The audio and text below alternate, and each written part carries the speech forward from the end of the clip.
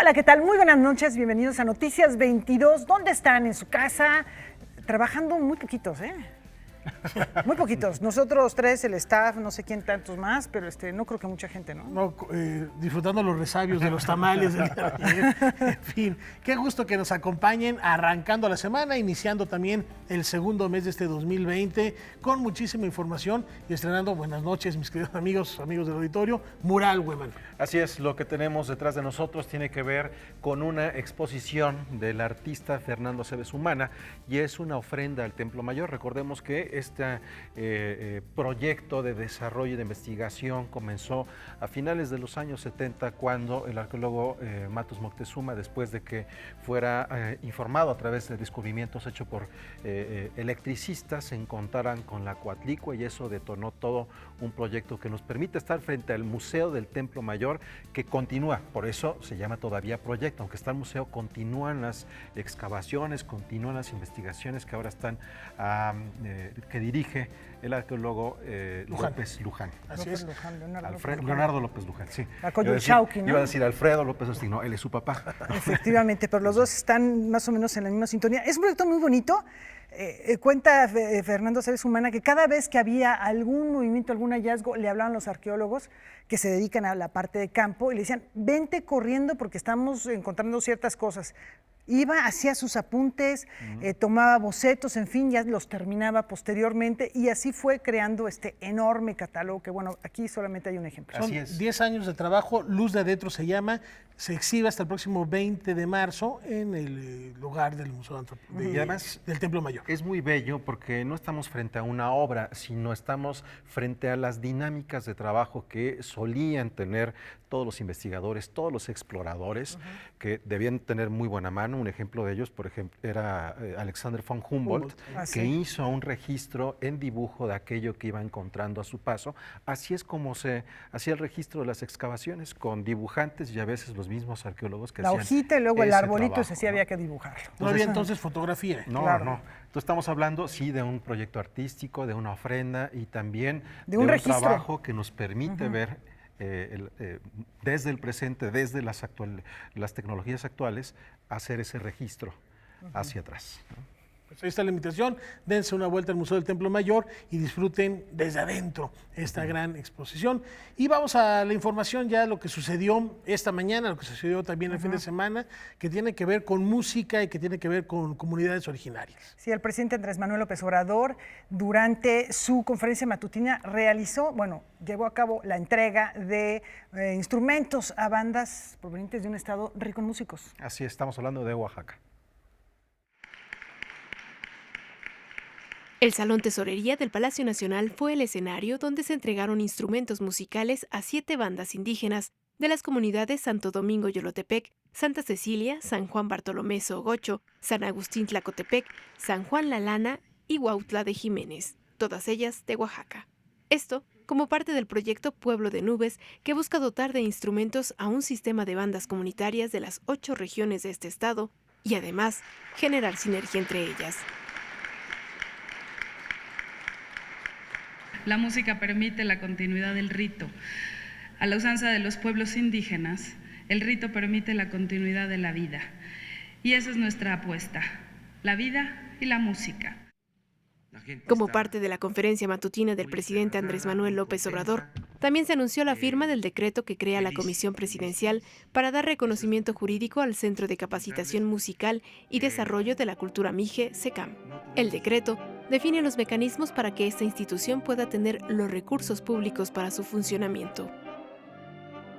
El CECAM ha enaltecido la cultura musical de nuestros pueblos, de nuestras comunidades, y ha formado a miles de niñas, niños, adolescentes y jóvenes de diversas comunidades indígenas de Oaxaca y del país, particularmente en lo que concierne a la formación y a la educación musical.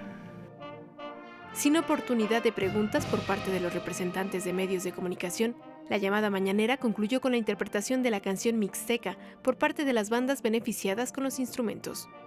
Noticias 22, Karen Rivera.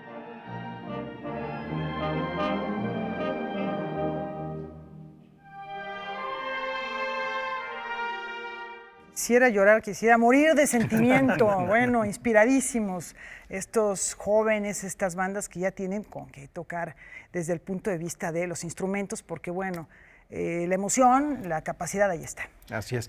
Antes de esto que acabamos de ver, que nos reportó Karen Rivera, hubo algo el fin de semana que referías, Rafael. Así es, en el Complejo Cultural Los Pinos también se dieron cita a distintas orquestas infantiles para ofrecer un concierto y demostrar esto que ya platicabas, Laura, el talento que existe en esta región de nuestro país para ejecutar música.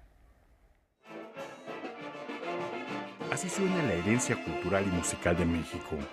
Son las orquestas comunitarias de niños de Oaxaca que, encabezadas por el Centro de Capacitación Musical y Desarrollo de la Cultura Mije, ofrecieron un concierto en el Complejo Cultural Los Pinos el domingo 2 de febrero.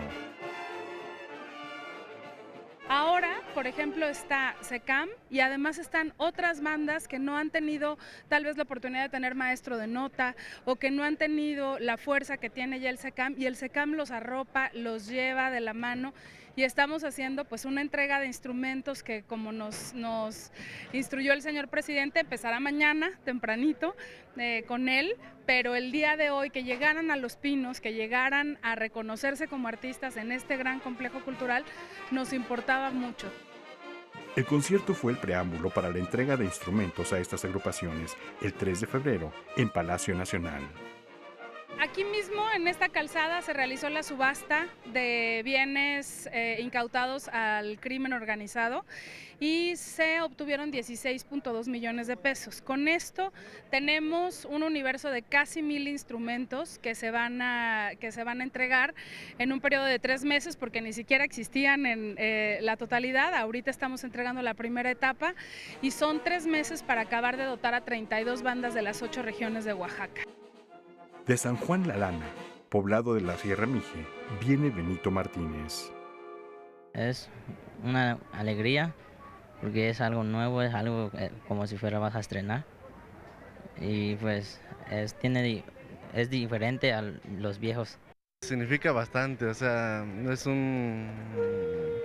para mí es todo, pues, la música, y pues lo que cambia es el sonido, la postura, material que está hecho, o sea, cambia en todo casi.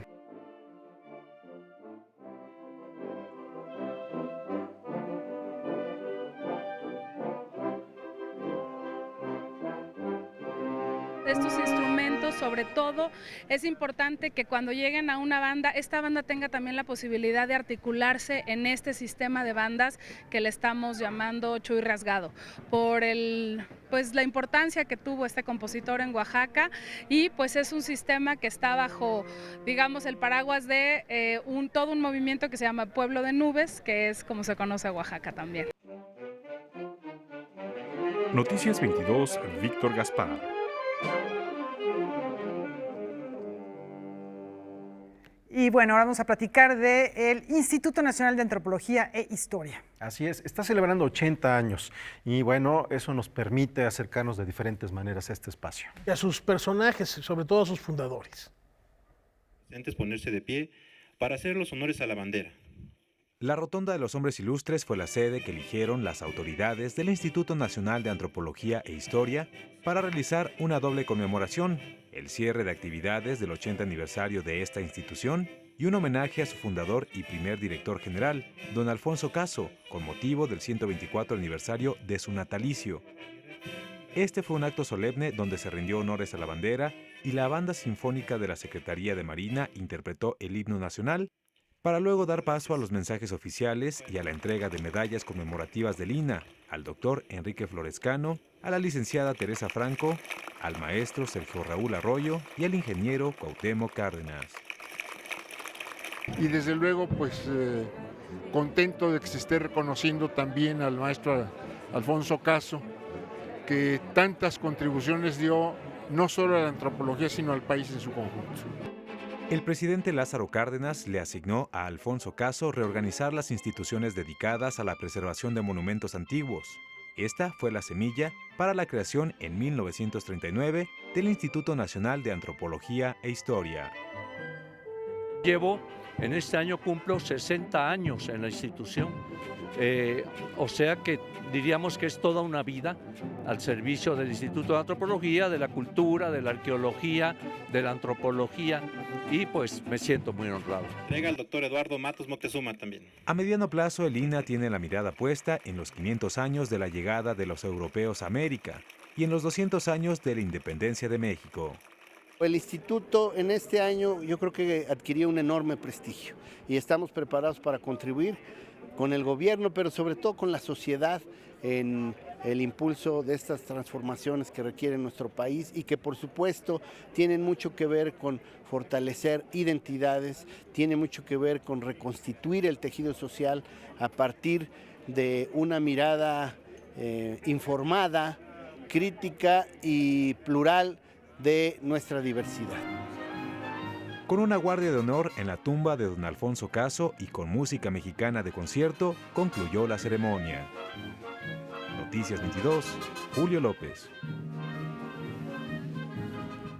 Bueno, pues muy merecido, un personaje al que no hay que olvidar, Alfonso Caso, bueno, Antonio Caso, su hermano, también un importantísimo filósofo que por cierto fue rector de la universidad, de la UNAM. Bueno, pues qué ilustres mexicanos, qué orgullo. Así es. Y que bueno, estuvieron prácticamente en todas partes. Si ustedes han visitado, por ejemplo, la zona arqueológica de Monte Albán, recordarán que ahí hay un monumento dedicado a su memoria que estuvo ahí también trabajando junto con los equipos de excavación en su momento. Y ya que hablas de filosofía, tenemos una mala noticia el día de hoy. El mundo de las letras está de luto. Se fue el filósofo y crítico literario George Steiner a sus 90 años. Una cantidad impresionante de ensayos, de reflexiones que nos ayudan a entender el comportamiento del ser humano y además multigalardonado. Así es. Él obtuvo entre diferentes reconocimientos el premio Truman Capote en 1988, así como también el premio internacional Alfonso Reyes en 2007. Vamos a presentarles una breve semblanza. Autor de innovadoras interpretaciones morales y religiosas, escritor de ficción y profesor en la Universidad de Oxford son solo algunas de las labores que George Steiner desempeñó en su vida. Hoy, de acuerdo con la información publicada por su hijo, el Dr. David Steiner, en el periódico The New York Times, el destacado crítico literario falleció a los 90 años en Cambridge, Inglaterra. En Noticias 22, lo recordamos con una entrevista de 1998 realizada por José Gordon. The world is a fascinating place, and every language gives you a different life, inner life. In a secret bank safe, this is going to be scandalous, so maybe you will censor me. No. But there is, I have left a chapter which I've never dared publish on a question which has never been studied, making love in different languages. The Don Juanism of language. We do not make love in French as we do in English or German or Italian or Spanish or Russian. The taboo languages are different. The cadence, the rhythm, the pace is completely different. This is an enormous subject which nobody has dared touch.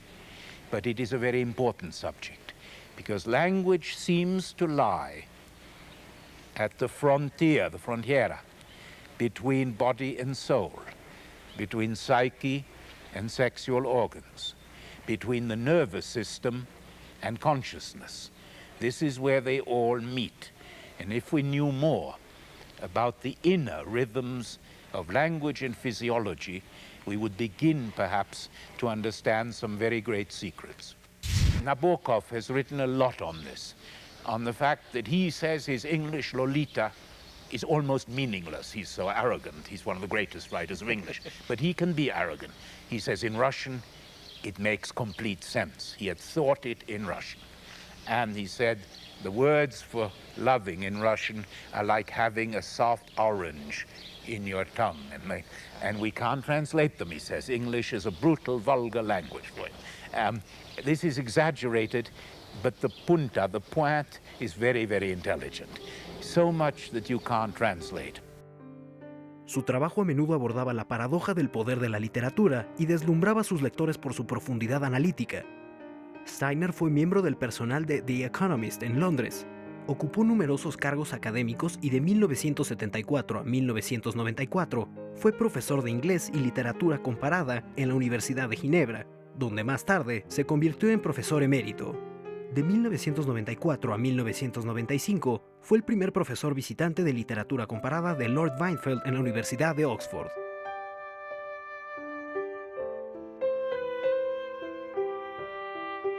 O esos pensadores, esos filósofos que le abren a uno la imaginación. Yo me imaginé, por ejemplo, que un ejemplo de lo que él decía sobre el amor físico es el gíglico, que está en uno de los capítulos de Rayuela de Julio Cortázar. Hay que acudir a ello.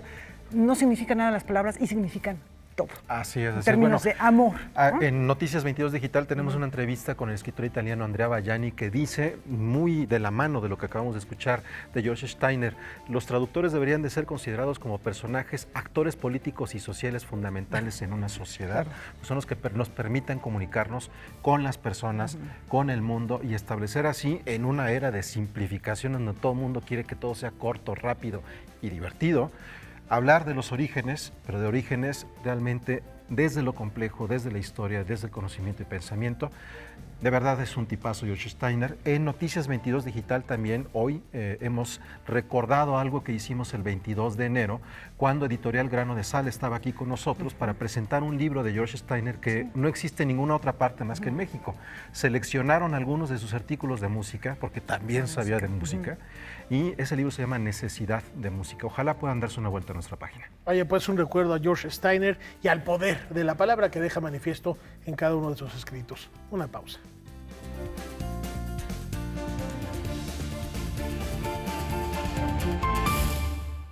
Les hemos dado cuenta acerca de la presencia de México de algunas de las películas más destacadas en el Festival de Sundance, Rafa. Y la música estuvo presente con un documental de uno de los grandes intérpretes de piano de nuestro tiempo. Max Richter.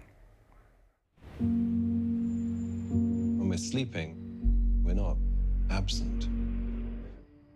It's a different cognitive state.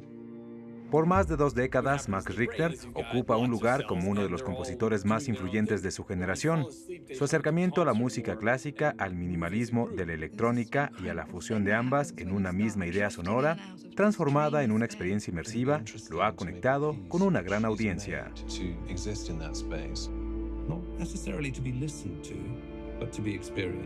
Yeah, it's really interesting because obviously as musicians, we're very involved with communicating the music and experiencing the music in real time in the performance.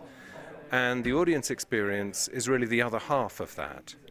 And seeing the film, I get a little glimpse into how the audience might feel and how they go through that journey through the night. And it's actually really fascinating. En 2015, el compositor creó Sleep, una obra de 8 horas de duración que combina piano y cuerdas con toques de electrónica y algunas voces. En paralelo, la galardonada cineasta y documentalista Natalie Jones siguió el proceso de montaje de Richter, su performance más ambiciosa hasta la fecha, un concierto al aire libre en Los Ángeles, en Grand Park. El material recopilado dio forma al documental Max Richter Sleep. My experience when I'm playing is, as a musician, you're very much in the moment. You're just playing the next note. You've got the music in front of you. In my case, I've got about 250 pages of piano music that I play in the performance. And you're just playing the next thing, so you're not really thinking about time passing. But then, seeing it in the film, I do see that, it's work, it's physical labor, and, the whole thing has got a little bit of a kind of extreme sports quality. Everything is always up, it's moving forward. That's how life works. Things just speed up. So, for me, music is a storytelling language. I think we, as human beings, we love stories, we make up stories, and we love to be told stories. And I think music is one of the ways of doing that. And of course, film is another way of doing that. So to bring this, visual and musical languages together in this way is it's wonderful. Help us navigate our way through the chaos that we live in. La carrera de Max Richter está íntimamente ligada al mundo del cine. Como músico y compositor, ha participado en películas como Ad Astra, La Llegada, La Isla Siniestra, Lore y Vals con Bashir. Con información e imágenes de Ana Laura Pérez Flores, Noticias 22.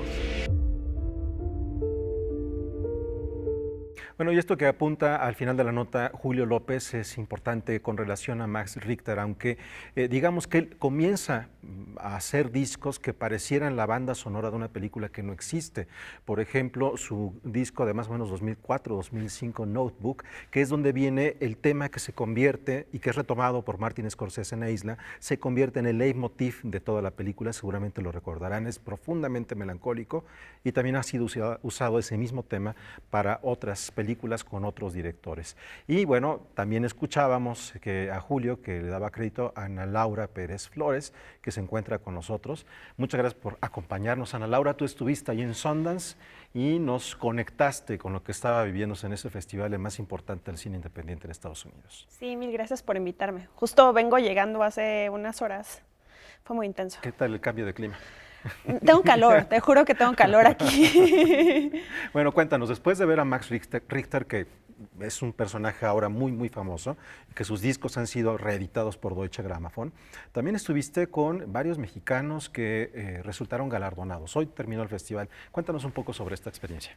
Pues fue una cosa increíble, porque además siento que hubo una presencia mexicana como muy efervescente en esta edición del festival. Es la segunda vez que voy, pero esta vez fue como muy interesante encontrarme en todos lados, en los cines, con muchísima comunidad mexicana, desde Elena Fortes y Daniela Latorre, de No Ficción, por ejemplo, que iban con el documental de Ai Weiwei, Ruiz Patterson, Fernanda Valadez y Astrid Rondero, que además fueron premiadas.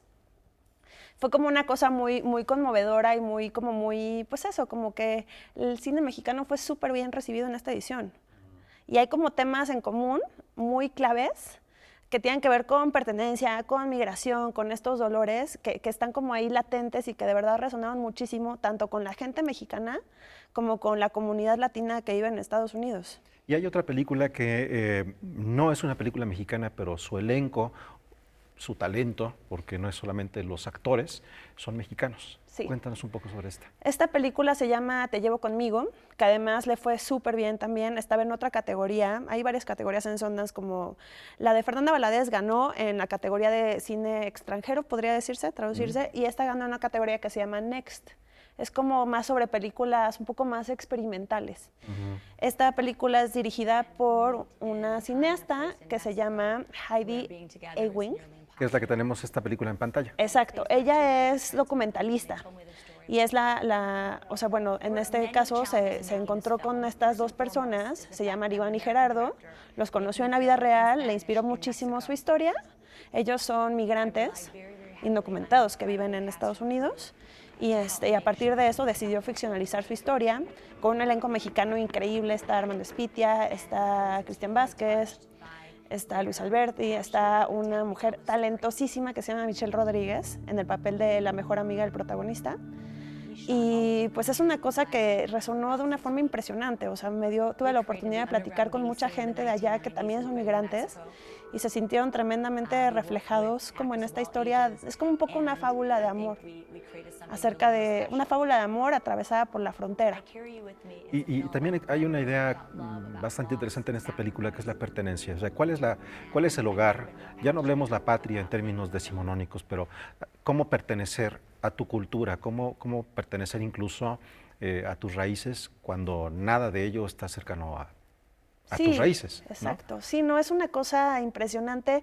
Creo que la manera en la que lleva esta historia justamente y como la dinámica que hay entre estos dos personajes y la historia de amor entre ellos, pues tuvo algo como muy crudo y muy emocional que hizo que la gente se sintiera identificadísima. También ganó, creo que también premio del público. O sea, de verdad la gente estaba totalmente conmovida. Y pues es eso, es como un pronunciamiento abiertamente político. Y ella lo dice y lo agradece. De hecho, la cinefotografía, es a cargo de un mexicano que se llama Juan Pablo Ramírez. Y ella desde el principio pues reconoce como su papel como extranjera y la postura que ella está tomando y cómo tuvo que dialogar y de verdad pues colaborar con los actores también como voces en esta historia. Y creo que eso es algo súper respetuoso y súper admirable. Como no se apropió de eso, sino que trató como un poco, y bueno, también pues colaboró con los sujetos que realmente inspiraron la historia, que estaban ahí. Fue una cosa de verdad súper conmovedora. Bueno, ojalá y después tengamos más tiempo para conversar sobre esto, porque me resulta interesante, una fotografía que desde la ficción reconstruya una historia de la vida real dirigida por una documentalista. En este lindero, ¿en qué tanto la no ficción y la ficción van de la mano para contar una historia? Exacto. Creo que me parece muy interesante en esta película que nos estás comentando. Y por último, a grandes rasgos, después de haber estado toda una semana ya, aquí estuvimos viendo tus reportes, estuviste con Ai Weiwei también, estuviste con Hubert, cuéntanos de Hubert. Hubert es un personajazo, la verdad es que tuvimos una conversación muy entrañable acerca del cine documental. En cuanto supo que era mexicana, lo primero que me preguntó fue si había conocido a Eugenio Poligovsky. Él le dedica la película Epicentro, que lleva a Eugenio, era uno de sus mejores amigos. Entonces, como que eso le dio cierto como tono muy emocional a la entrevista, como que sí, de alguna manera como que se abrió, porque sí tuve la fortuna de conocer a Eugenio y saber el gran hombre y gran cineasta que era. Entonces, como que un poco en su honor tuvimos una gran conversación acerca del quehacer documental, acerca de esta labor que él hace en Cuba con estos niños increíbles, de la reflexión que hace, porque su película no es un documental nada más como de protesta, sino que es también una reflexión acerca de la imagen en movimiento y de los alcances que puede tener en cuanto a propaganda. Así es. Bueno, Hubert Sauper, quien también sorprendió al mundo con su documental hace ya varios años, La pesadilla de Darwin, ¿no? Que con eso es con lo que alcanza su proyección internacional. ¿Cómo ves, ya con una última pregunta, Ana Laura, nos decías al inicio de tu participación hoy que fue muy bien recibido el cine mexicano. El cine mexicano que está allí no es, digamos, el cine mexicano que está en todos los festivales. Lo que quiero decir es que los festivales tienen perfiles y en estos perfiles se van enfocando ciertas películas que están buscando una mejor recepción para un público en específico. El de Sundance, insisto, es un cine independiente de Estados Unidos. Desde esa perspectiva, ¿cómo ves al cine mexicano, a ese que se presentó en esta ocasión allí? Creo que en cuanto a manufactura está completamente al nivel de cualquiera de los ganadores. O sea, de verdad, creo que son películas súper bien realizadas, lo cual además es muy sorprendente. O sea, la madurez de estos realizadores, tanto Rodrigo Ruiz Patterson como Fernanda Valadez estaban llevando sus primeros largometrajes de ficción. Entonces, y hay una madurez y una sensibilidad impresionante que además tiene como esta... Pues sí, es un trabajo de dirección muy meticuloso y la verdad es que fue súper bien recibido también por un público que muchas veces no conoce las condiciones de México. Mucha gente estaba muy sorprendida por lo ruda de la historia de Fernanda Valadez, que tiene que ver con desapariciones, que tiene que ver con esta violencia que estamos viviendo cotidianamente en México, y pues se sintieron verdaderamente como sacudidos por esto. Entonces creo que fue súper bien logrado, la gente salió estremecida, conmovida, y pues además súper reconocido el trabajo.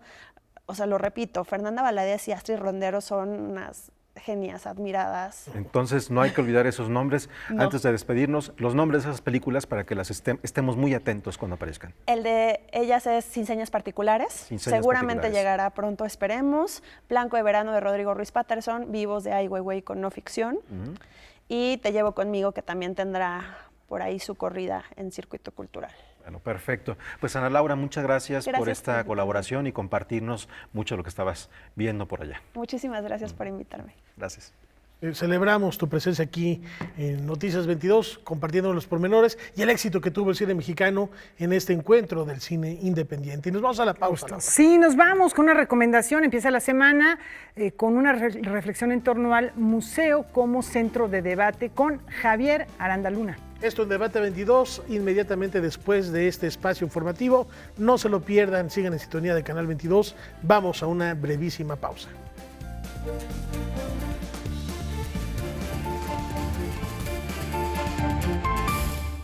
Bueno, esta mañana, compañeros, tuve la oportunidad de presenciar una masterclass conducida por la mezzosoprano letona Elina Garancha, que ya tú has tenido la oportunidad, Rafa, de entrevistarla con Arturo Brennan también en su momento en el FAOT. Qué interesante. Una voz además muy importante en la escena lírica contemporánea. Y platícanos, Laura, ¿qué vamos a ver? Porque ahí está vamos a ver un fragmentito. ¿Vas a cantar? Pues fíjate que después de la masterclass creo que me animo. Eso es todo. Creo que sí me voy a animar. A mí de por sí la tesitura de mezzo me gusta mucho porque los agudos no son tanto, me gustan las voces más cálidas con más cuerpo. Y creo que bueno, pues la de Lina Garancha es extraordinaria. Ella ha pasado desde hacer pues prácticamente angelitos, querubines, papeles masculinos de hombres muy jovencitos y bueno, por un rango que ahora ya le está llevando a hacer obras muy dramáticas. Vamos a ver un fragmento de esta clase en la que estuvieron sobre todo beneficiados 8, 9 jóvenes, pero que fueron invitados muchos becarios para presenciarla. Lleva el aire al estómago.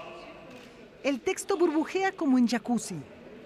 Es un globo que revientas con una aguja. Imagina una espada que atraviesa tu diafragma. Sí, mucho mejor. El tenor Carlos López recibe indicaciones bajo la forma de imágenes excéntricas y con frecuencia divertidas de la mezzosoprano letona Elina Garancha. Cerca de 180 aspirantes a intérpretes de ópera han sido invitados a presenciar esta masterclass organizada por Ópera Studio Beckman. Hace pocos días ofreció una sesión similar en el Carnegie Hall, actividad que cada vez le gusta más. ¿Cuáles son los mayores desafíos que enfrenta un cantante en formación? Entre países también hay alguna tendencia, pero yo creo que la mayoría de los cantantes se confunden un poquito de la resonancia de la voz con la posición de la voz. Y son muchos que siempre escucharon que hay que cantar con la máscara y siempre intentan poner la voz más sonorida y más presente, pero al final consiguen el efecto contrario. Entonces yo intento explicarlo porque así me explicaron y así yo comprobé también en mí misma que el sonido se crea en otra parte. En su experiencia, la herramienta que abre la puerta a cualquier logro operístico es la técnica. Después viene la técnica. Y finalmente está la técnica. Y un poco de azar. Y también yo creo que una carrera no se hace siempre solamente con la cabeza, son coincidencias, es un destino, es estar en el justo momento, en el justo país para que la justa gente te escuchen y te ofrecen la cosa que ahora quieren hacer en este teatro. Así ha pasado a mí. La mujer que hizo historia en el Met de Nueva York como protagonista en 7 temporadas de Carmen, valora la idea de abrir su propio estudio operístico. Su vocación y conocimientos son evidentes. La tendencia es que el mezzosoprano, el basso y el barítono o soprano dramático, por decir, necesitan su tiempo un poquito, porque al final es la resonancia que madura, y eso madura con el tiempo, como un queso, como un vino, que necesita su tiempo. ¿Y qué dice el afortunado alumno que recibió sugerencias en forma directa de Elina Garancha? Genial, es una de las mejores máster que yo he visto, que yo he presenciado y que he tomado también. He tomado bastantes clases con muchas personalidades de la ópera y la maestra es excelente, tiene una pedagogía muy buena. Si no entiendes un ejemplo, te lo pone por otro lado. Ella se da a entender para que logres el resultado que ella quiere ver en ti. Y eso no cualquiera, no se da tan fácil. Entonces, maravillosa. Yo soy de Guadalajara, inicié mis estudios ahí con maestro particular. Luego en la universidad estuve un tiempo, unos años en coros, coro del Estado, coro de la Catedral. Y después me animé a asistir a varios concursos, el Morelli aquí en Bellas Artes, en San Miguel, etc. Y ahí conocí a mucha gente y tuve la fortuna de quedar seleccionado para el Ópera Estudio de Bellas Artes primero. Estuve 2 años ahí y al salir me tocó hacer un Carmina Burana con el maestro Benito. Él cantaba de solista, yo iba de coro, pero nos conocimos y platicamos y me escuchó. Y él me invitó a ser parte de este proyecto y pues bueno, aquí estamos. la mezzosoprano cerró su participación manifestando su amor por la canción latinoamericana y su cercanía con los mexicanos, que comparten con los letones, aseguró, una sensibilidad afín. Para Noticias 22, Laura Barrera.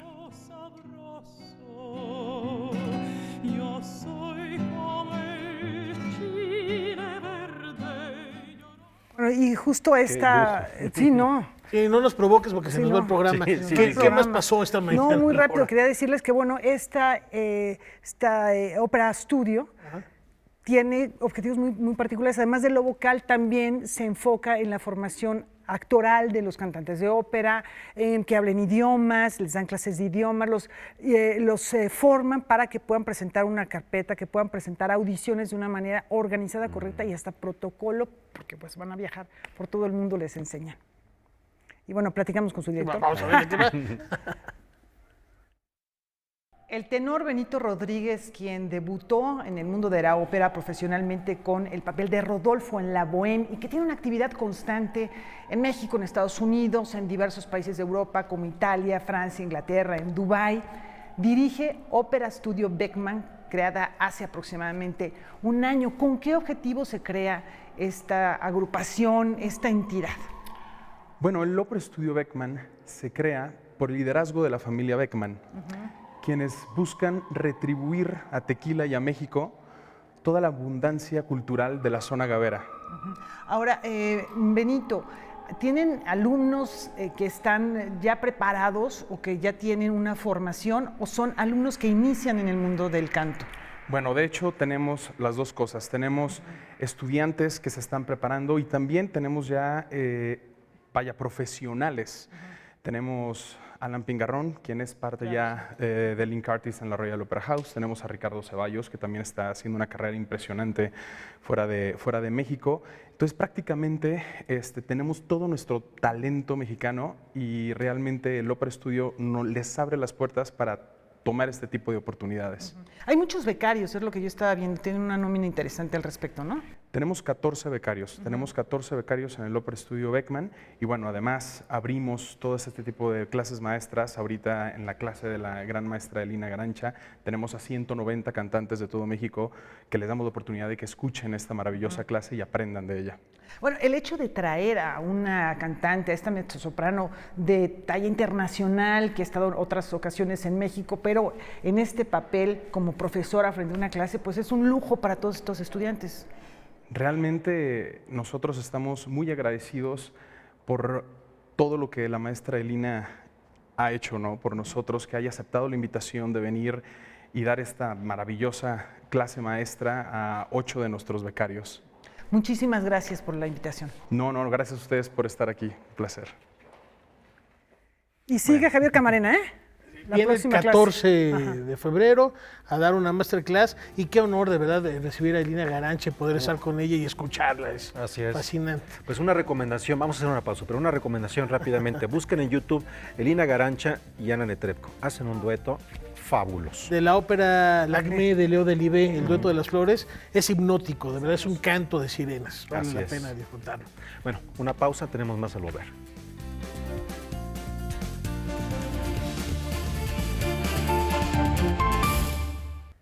Bueno, es lunes de reporteros y en esta ocasión nos acompaña Óscar Cortés.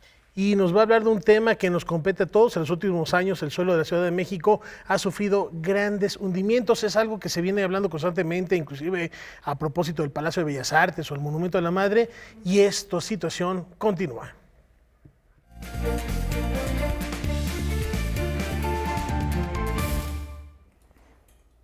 Bueno, gracias Óscar por estar aquí. Justamente ayer estuvo en esa zona que menciona Rafa, en Antonio Caso, a la altura de Insurgentes. ¡Qué barbaridad!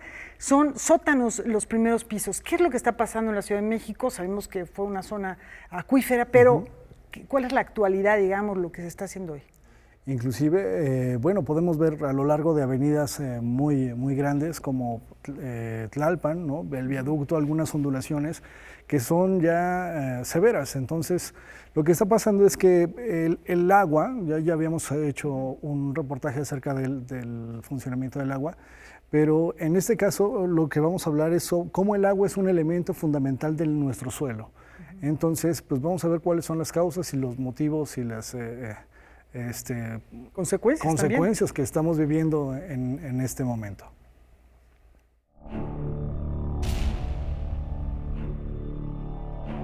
Este fenómeno del hundimiento regional es también una catástrofe, nomás que es una catástrofe como que está dilatada, cuyo transcurso a través del tiempo es más lento. En los últimos años, la Ciudad de México ha sufrido hundimientos importantes. Según la Secretaría de Protección Civil, el 75% de la superficie de la metrópoli disminuye su nivel entre 2 a 35 centímetros al año. Tenemos ya desde mediados del siglo pasado una dinámica de hundimientos muy severa por la naturaleza lacustre de esta cuenca. Tenemos arcillas compactables que se hunden en el oriente de la Ciudad de México, por ejemplo en Iztacalco, en Tláhuac, en Iztapalapa, en el nororiente, en la Gustavo Amadero, y también en el Estado de México, en Ciudad de Nezahualcóyotl, en Valle de Chalco, hay hundimientos de 20, 25 hasta 35 centímetros anuales que generan graves daños a las viviendas. En Iztapalapa tan solo tenemos 19,000 viviendas agrietadas por hundimientos diferenciales. Se hunde el suelo porque le sacamos agua. Entonces, ¿qué pasa con el suelo? El suelo cambia. El origen del problema del hundimiento regional, la extracción de agua. La Ciudad de México está construida sobre suelos profundos y suaves, que alguna vez fueron lagos. Para que tengan una idea, por ejemplo, ahí en la zona de Chalco, Xochimilco, hay suelos en donde por cada parte sólida, en peso, existen de 4 a 5 partes de agua en peso. Entonces, si yo los aplasto, sale el agua, ¿sí? Y es lo que ocurre cuando yo tomo agua o succiono agua mediante bombas, se comprime eso y es lo que produce el hundimiento regional. El abastecimiento del agua es un problema que ha tenido la ciudad desde su fundación. Desde siempre había el problema del agua. Los aztecas empezaron a traer agua de Chapultepec, hicieron un acueducto que luego lo restauraron y conservaron los españoles. Vestigios de esos todavía tenemos ahí en la avenida Chapultepec, por ejemplo. Esa agua eventualmente se agotó o no fue suficiente y luego empezaron a traer agua de Xochimilco. Durante el siglo XIX comenzaron las extracciones del agua mediante pozos. Sin embargo, la explosión demográfica posterior a la Revolución demandó mucho más exploración y perforaciones del suelo. Y en efecto, durante los años 30 del siglo XX, 40, fue la explosión de la ciudad en términos demográficos y en términos de expansión urbana, ¿sí? Entonces empieza a crecer la ciudad, empieza a crecer también la demanda de agua, se intensifica la extracción de agua mediante pozos y se acelera el hundimiento regional. Actualmente, las 2/3 partes del agua que se consume en el área metropolitana proviene de pozos y la parte restante del Cutzamala. Nuestra principal fuente de agua potable son los acuíferos. Entonces, además de toda esta red de tuberías, hay miles de pozos perforados en todo el Valle de México, en toda la ciudad, que están succionando agua del subsuelo. Entonces, se pueden imaginar como si fuera una esponja que está flotando sobre un cuerpo de agua. Digamos que la parte de la esponja es la tierra y el agua es el acuífero, el agua que está abajo de la tierra. Y si empezamos a sacar agua con un popote a través de la esponja, pues la esponja va bajando, bajando, bajando, bajando. El siglo pasado registró un hundimiento promedio de 10 metros. Sin embargo, su velocidad ha aumentado con el tiempo, porque en la última década su desnivel fue de 1 metro en promedio. Ocurre que se va dañando, entonces se va hundiendo y estos hundimientos que, como ya mencioné, no son parejos, pues tienden a dañar a toda la infraestructura urbana de la ciudad. Dañan calles, por ejemplo, muchos de los encharcamientos se producen por el hundimiento diferencial. La consecuencia más obvia y evidente es de que se va a seguir dañando la infraestructura urbana, o sea, la red de drenaje, la red de suministro de agua, pues van a seguir sufriendo daños. Muchos edificios se van a seguir inclinando y lo que a mí particularmente me preocupa mucho es el acervo patrimonial arquitectónico, ¿no? Muchos edificios de gran valor histórico y artístico están en peligro por eso. Estos daños estructurales se agudizan con los sismos, debido a que el suelo, conforme pierde el agua, se vuelve más rígido. Por lo tanto, el movimiento telúrico es más sólido. Entonces, esta onda es la más peligrosa a nivel sísmico, porque es la que causa mayor deformación al suelo y en este caso las estructuras y edificios que se presentan aquí en la ciudad. De hecho, hay muy pocas ciudades en el planeta que tengan estos problemas. O si los tienen, no los tienen tan graves, ¿no? Por ejemplo, otro que tiene este tipo de problemas es Tokio, pero no tan grave. Bogotá, pero no tan grave. Bangkok, en Tailandia, un poquito más fuerte. Y México ese es el caso extremo. Noticias 22, Óscar Cortés. No, Óscar, qué barbaridad. ¿Qué se puede hacer? Bueno, pues hay dos propuestas. Una la está trabajando el Instituto de Ingeniería, que está trabajando a través de fórmulas matemáticas en donde van a poder identificar las zonas que tienen un poco más de riesgo. Y algo muy importante, el día de mañana hay una iniciativa que se presenta, una iniciativa de ley que se presenta en el Senado y está a cargo de algunos investigadores de todo el país. Entonces, pues vamos a ver la segunda parte donde podemos ver un poco de estas posibles propuestas para disminuir este riesgo, ¿no?